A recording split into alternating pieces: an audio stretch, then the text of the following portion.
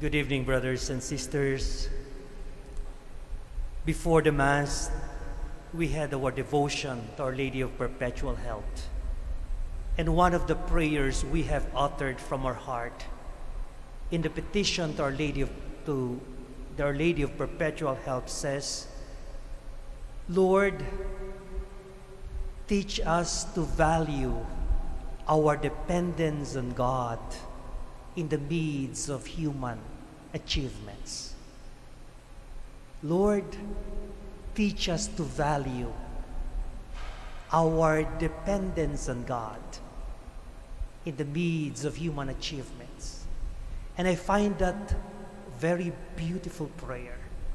Because oftentimes, as we developed, habang tayo ay nagiging successful, habang tayo ay madaming mga tinatamasang achievements sa buhay natin, oftentimes these achievements blind us on our dependence on God. And therefore, I would like to reflect today's readings about the value of our dependence on God as we developed as human beings. May kaibigan ko po ako na very successful sa kanyang negosyo. And once I asked her, ano yung secret ng pagiging successful sa negosyo? And she just told me, Father, every month I go to Our Lady of Mount Carmel in Lipa, and there I kneel down before the Blessed Sacrament. What a beautiful explanation. And I got convinced that the more we kneel down, the more we are grounded on our being children of God, the more God will bless us. Kaya nga siguro ang Diyos frustrated sa mga tao na binibiyayaan niya at habang sila'y lumalago, sila'y nagiging busy at hindi na nagsisimba. Nakakalimutan ng lumuhod, nakakalimutan ng isipin na sila ay mga anak ng Diyos. In the first reading of today, if you were listening from the book of the prophet Isaiah, God was so angry to the superpower Assyria. Assyria in the Middle East was a superpower. They had a very big territory, a very strong army. But in the midst of their being superpower, they have forgotten God. Worst, in the midst of their being superpower, they thought that they are gods. And this is the temptation. When we achieve a lot, when we become superpower, when we think that money screams and we have a lot of them, we thought we are blinded with power. We thought we are God. We thought we don't need God. Listen to the words of the prophet Isaiah, which is expressing the words of God against Assyria. Woe to Assyria, my wrath in anger.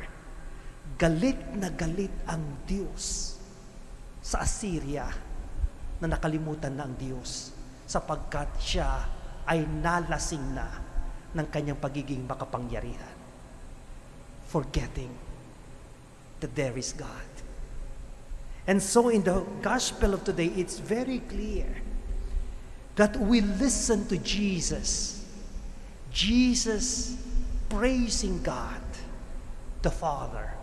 And the praise of Jesus to the Father says, Father, I praise you, Lord of heaven and earth, because what you have hidden from the learned, from the wise, from the powerful, from the successful, you have revealed to the mere childlike.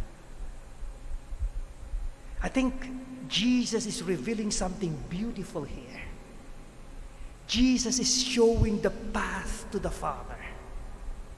Jesus is presenting to us the path of simplicity, of being children of God. And oftentimes, we forget this when we are intoxicated by success, by the things that we do. Lord, teach us the value of our dependence on you in the midst of human achievements. I remember still when I was doing my doctorate in theology, and I heard a lot of friends telling me, Father, I have listened to many people who are into a lot of theologies. Pagbalik nila sa Pilipinas, pagkatapos nilang magpakadalubhasa sa theology, hindi na namin naiintindihan ang Diyos sa kanilang theories, sa kanilang explanation, because they have complicated God already. And when I was doing my theology, it is always my prayer that the things that I will be writing, that the things that I will be preaching, hopefully will open the heart of simple people and recognize God in the simplicity of life. God is not complicated. We just have to be grounded on Him in order that we can relate to Him. At minsan, siguro hindi pinapakinggan ng Diyos ang ating mga dasal na maging successful.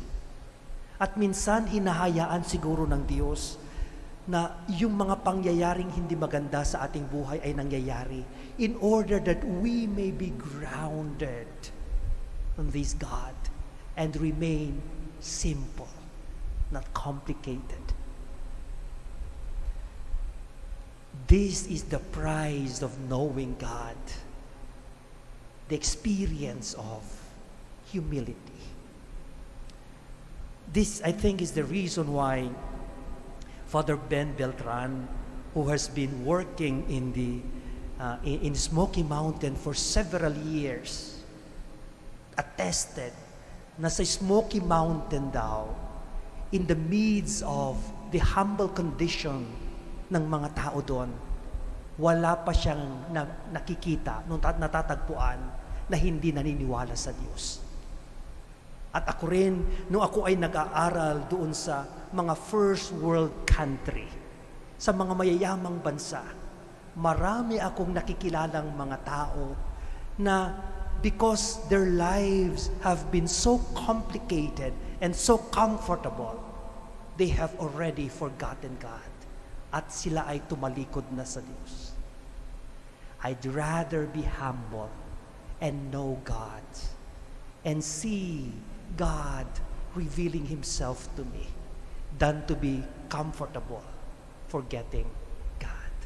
And I think this is the very reason why Jesus gives praise to the Father. And I think this is also the secret of knowing God more and loving Him. Not to be complicated in the midst of human achievements. To be childlike. To be surprised by God. To be easy to please, like the Blessed Mother, like Jesus. May we hold on to our being children of God and remain humble and grounded.